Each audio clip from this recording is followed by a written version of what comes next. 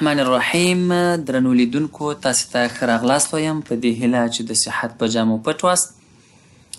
رسیدلی یو نهم نمبر صفحې ته. په نهم نمبر صفحه کې الوحدة الأولى الدرس الثالث، لومړی وحده، لومړی برخه، لومړی چپټر او دریم نمبر درس کې یو. التراکیب النحویه، موږ انشاءالله د نحوې او صرف بیل درسونه لرو چې هغه به تفصیلي بڼه باندې تاسو ته وړاندې کوم. خو دلته په کتاب کې چې کوم نحوي جوړښتونه، ګرامر، قواعد، ضوابط راځي، هغې نه به هم تیریږو، هغه به هم وایو، په هغې به هم یو مرور کوو. نن ورځ زموږ درس په نحوي ترکیبونو کې دی، د جملې په جوړښتونو کې دی. موږ یو څه اندازه درسونه ویلي دي انشاءالله چې اوس به دومره وکولی شو چې دغه نحوي جوړښتونه څنګه سره یو ځای کو، یا دغه جوړښتونه د جملې څنګه برابر کړو. راځو التراکیب النحویه التدریب الاول، لومړی تمرین. تبادل السؤال والجواب مع زميلك كما في المثالين. تبادل کړه السؤال والجواب، سوال او جواب، مع سره زميلك د ملګري خپل ستا، كما في المثالين لکه څنګه چې په دوه مثالونو کې دي. دوه مثاله، المثال الاول المثال الثاني، دواړه مثالونه مونږ ته حل شوي دي. ورپسې کوم تمرین چې دی په دې پسې هغه تمرین به تاسې حلوئ. لږ مرسته به در سره پکې زه کوم او لږ به تاسې ځان وخوځوئ، کتابچه او قلم به راواخلئ او دا تمرین به ځان سره حل کړئ. په عین وخت کې به تاسې ته یوه تجربه دا هم وشي چې آیا تیر درسونه هغه نحوي ترکیبونه یې تاسې زده کړي دي که نه، درس مو یاد دی که نه مو یاد. که چیرته مو یادو فبها ونعمه، ډیره ښه خبره ده. او که چیرته مو درس نه و یاد، زه مو خدمت کې یم، بېغمه کمنټ پرېږدئ، زه یې درته جوابوم او همغه تمرین هم تاسې ته حلوم. ښه، راځو ورپسې همدې مثالونو ته. مثالونه څنګه حلو؟ دا تصویر وګورئ، دا بابا چې پکې ښکاري، لیکلي یې دي، د لباس نه هم معلومیږي پاکستانیون. دلته ښځه ده باکستانیتون یا پاکستانیتون. با تلفظ کیږي، پا خو لیکل کیږي ځکه نه چې په عربي کې د پا چې با وي او لاندې درې ټکي وي، پا یا پی چې بعضې خلک ورته وایي، دا لفظ موږ په عربي ژبه کې نه لرو. نو راځو باکستانیون، باکستانیتون. پوښتنه کوو یو چانه، آیا که سړی وي آیا ته پاکستانی یې؟ بل ورته وایي هو زه پاکستانی یم. آیا ته پاکستانی ښځه یې، یعنې پاکستانی یې؟ هو زه پاکستانی یم. دا جملې به اوس په عربي ژبه کې موږ څنګه را جوړوو؟ هل، آیا، انت، ته پاکستانیون، پاکستانی یې؟ ګوره تصویر ته وګورئ، هل انت پاکستانیون، آیا ته پاکستانی یې؟ هل، آیا، انت، ته پاکستانیون، پاکستانی یې؟ ورپسې علامه د سوال. الطالب ثاني ورته وایي، بل زده کوونکی ورته وایي، یا که تاسو چېرته ځان سره لګیایي، نعم، هو، انا پاکستانیون، زه پاکستانی یم. دا د کوم تصویر؟ دا د اول تصویر، مذکر یا د تذکیر کوم اشاره چې ده هغه استعماله شوې. نو د مذکر صیغه دلته استعمال شوې، آیا ته پاکستانی یې؟ هو زه پاکستانی. اوس راځو د تأنیث صیغه یا د مؤنث لپاره چې کومه صیغه استعمالیږي هغه وایو. المثال الثاني دی. ګوره لومړی مثال د نارینه لپاره، دوهم مثال د ښځینه لپاره. هل، آیا، انتې، ته. موږ په تیرو درسونو کې ویلي یو چې کله موږ مذکر لپاره خطاب، البته دا مفرد خبره روانه ده، د جمع خبره د جمع لپاره څنګه د مذکر او مؤنث ترمنځ فرق کوو هغه به وروستني درسونه وي. هل انت پاکستانیون د نارینه لپاره. هل انتې، آیا ته پاکستانیتون، پاکستانی یې؟ نعم، هو، انا پاکستانیتون، زه پاکستانی یم.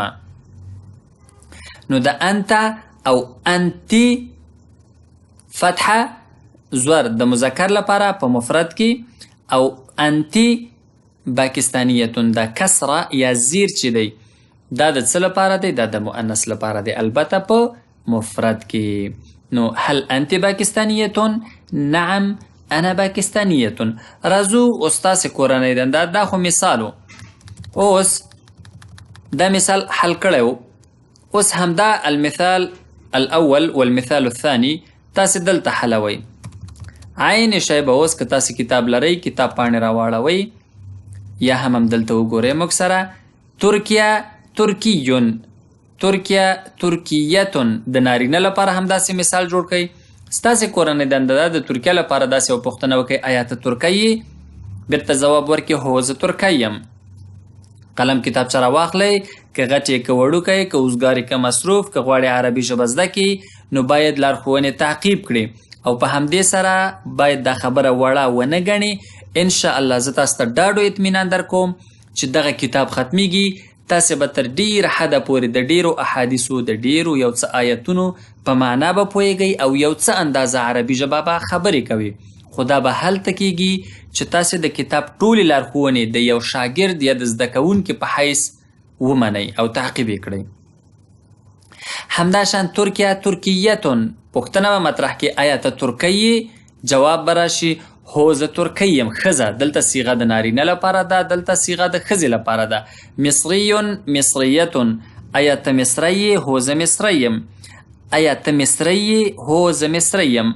همداشان سوریون سوریتون، سوریه خبره روانه ده مذکر لپاره او د مؤنث لپاره صیغه ده.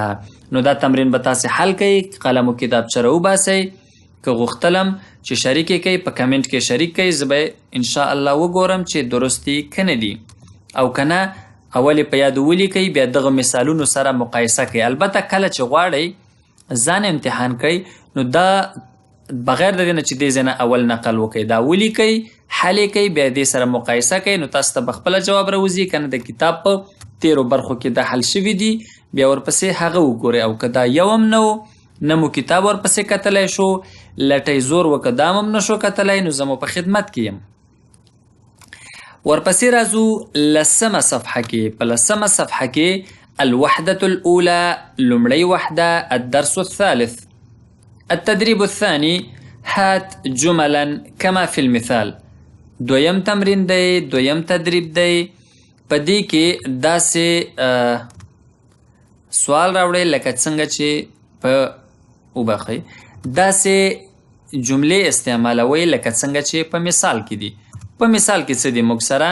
په مثال کې دا لږ غټ کړمه چې صفحه صحیح ښکاره شي تاسې ته انشاءالله چې صحیح به ښکاري. نه لږ وړوکی شي، 1 صحیح دی. التدريب الثاني هات راوړئ جملا جملې کما فی المثال لکه څنګه چې په مثال کې دي.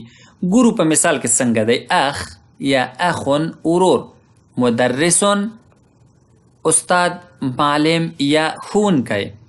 اوس داسې وایې دا جملې ته وګورئ په تصویر کې مثال کې څنګه دی. اخ ورور مدرس ښوونکی. مثال چې دی هذا اخي، دا زما ورور دی. هو مدرسون، هغه ښوونکی دی. لکه څنګه چې په دې تصویر کې دوه الفاظ دي، یو اخ یو مدرس. دا به همداسې دغه نور هم چاته معرفي کوي. یو بل مثال هم زه درته حلوم، بیا 1 2 3 4 مثالونه چې دي دا تاسې ته پرېږدم چې قلم و کتابچه راواخلئ خپله حل کړئ. اختن مدرستون، اختن خور مدرستون ښوونکي. ګورئ همیشه به په دې کې ډېر زیات احتیاط و تأکید کوئ چې د مذکر او د مؤنث لپاره چې کومه صیغه استعمالیږي هغې کې سهوي نه شئ. اختن خور، مدرستون ښوونکي. اوس به زه یو چاته معرفي کوم دا زما خور ده. ګوره اختن خور، زما خور به څنګه وایم؟ اخ ورور، اخي زما ورور. اول به هذا اختی نه وایم. ولې؟ ځکه هذا د مذکر لپاره صیغه استعمالیږي. څه به وایم؟ هذه اختی. بیا به داسې نه وایم هو مدرستون. ولې؟ ځکه هو هغه د مذکر لپاره استعمالیږي. زه به څه وایم؟ هي مدرستون. هذه اختی، دا زما خور ده. هي مدرستون، هغه ښوونکې ده. نو باید ډېر متوجه اوسیږئ. هذا دا مذکر، هذه دا مؤنث، هو هغه مذکر، هي هغه مؤنث. سره د دې چې زه دلته باید تاسو ته دا نقل در نه کړم ځکه چې تاسې باید حاضر دماغه واوسیږئ. په تیرو درسونو کې دې ټولو ته اشاره شوې ده. صدیق ملګری، طبیب ډاکټر. صدیقة ملګري، طبیبة ډاکټره. اخ ورور، مهندس انجینر. اخت خور، طالبة زده کوونکي. اوس دغه مثالونه تاسې حل کړئ او تیرو درسونو ته هم پکې یوه کتنه وکئ. که چیرته ستونزې سره مخ کیږئ بیا هم زه ستاسې په خدمت کې یم. خو ټول هغه څوک چې زموږ دغه درسونه تعقیبوي او غواړي عربي ژبه زده کړي، نور ملګري هم دې پاڼې ته را دعوت کوي. تاسې خپله هم که دا چینل نوي سبسکرایب کړی نو دا چینل سبسکرایب کوئ. زه دلته تاسې ته ښیم چې څنګه یې سبسکرایب کوئ. کله چې دې ویډیو ته راځئ نو د ویډیو ته چې راځئ دلته د ویډیو چې خلاصوئ هره ویډیو چې وي دلته لاندې دغه سبسکرایب بټن چې وینئ دا زنګ نښې سره خوا کې دې سبسکرایب بټن باندې به کلیک وکئ. تاسې به چینل سره سبسکرایب شئ او همیشه چې زما ویډیو نوی درس ریکارډ کیږي نو تاسې ته به یو نوټیفیکیشن درځي، تاسې ته به خبر درځي چې دا درس تاسې ته نوی ریکارډ شوی دی او تاسې ته به یو خبر درکول کیږي چې نوی درس راغلی دی. نو همدې لپاره تاسې کولی شئ دغه ویډیوګانې یوه تعقیب کړئ. تیر درسونه هم همدلته وي.